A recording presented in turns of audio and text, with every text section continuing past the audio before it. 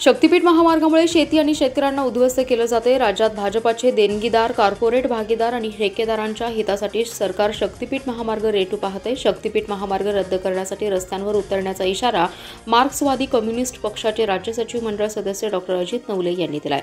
मार्क्सवादी कम्युनिस्ट पक्षाचे जिल्हा अधिवेशन पार पडले। यावेळी डॉ. अजित नवले बोलत होते। यावेळी पक्षाचे किसन गुजर, सुनील मालुसरे, कॉम्रेड उमेश देशमुख उपस्थित होते। डॉ. अजित नवले म्हणाले, देशात आणि राज्यात सत्तेवर असलेल्या शक्ती देशातील लोकशाही, संविधान आणि धर्मनिरपेक्ष एकजूट नष्ट करू पाहत आहेत। कॉर्पोरेट शोषणाच्या विरोधात संघटित होऊ पाहणाऱ्या शेतकरी, कामगार, शेतमजूर, श्रमिक जनतेत फूट पाडण्यासाठी धर्मांध मनोवादी अजेंडा पुढे रेटला जातोय। सोयाबीन, दूध, कापूस, शेतीमालाचे भाव सरकारच्या हस्तक्षेपाने पाडले जात आहेत।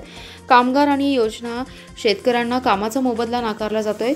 माकप जिल्हा अधिवेशनाच्या निमित्ताने सरकारच्या या धोरणांच्या विरोधात संघर्षाची जोरदार तयारी करत आहे। जनतेने या प्रश्नांसाठी होत असलेल्या संघर्षात सामील व्हावं असं आवाहनही त्यांनी केलंय। मार्क्सवादी कम्युनिस्ट पक्षाच्या सेक्रेटरी रेहाना शेख, उमेश देशमुख, रियाज जमादार, संजय मोहिते, हनुमंत कोळी, सुधीर गावडे, नितीन पाटील, मीना कोळी, दिलशाद टिममेकर, बेबी जोहरा, नदाफ, तुळशीराम गळवे, गुलाब मुलानी, वसंत कदम, किशोर केदारी आदींची समिती गठीत केली जाणार आहे।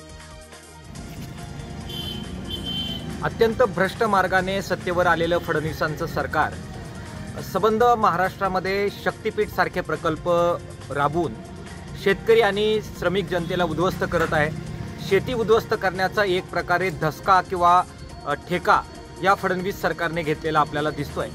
या विरोधामध्ये प्रचंड असंतोष सबंध सांगली आणि आजूबाजूच्या जिल्ह्यांमध्ये खतखततो आहे। शेतीमालाचे भाव सातत्यानं पाडले जात आहेत, दुधाचे भाव पाडले जात आहेत, सोयाबीनला भाव नाकारले जात आहेत। असंघटित कामगार, आशा कर्मचारी, अंगणवाडीच्या ताई, इतर सर्व असंघटित क्षेत्रातील श्रमिक यांच्या विरोधात धोरणं राबवली जात आहेत।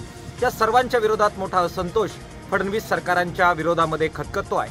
आज सांगली जिल्ह्यामध्ये मार्क्सवादी कम्युनिस्ट पक्षाच्या अधिवेशनाच्या निमित्तानं आम्ही या ठिकाणी एकत्र आलोय।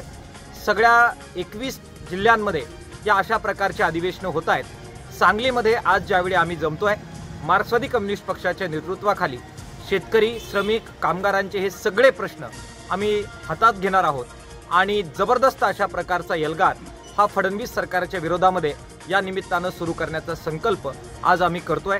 फडणवीस सरकारनं आम्ही इशारा देतोय की त्यांनी तातडीने शेतकरी विरोधी जो शक्तीपीठचा प्रकल्प ते राबवू पाहत आहेत हा तातडीने स्थगित करावा।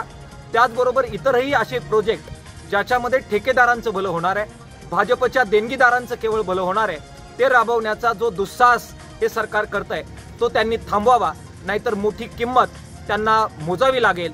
शेतकरी, श्रमिक मोठ्या संख्येने त्यांच्या विरोधामध्ये रस्त्यावर उतरल्याशिवाय राहणार नाहीत।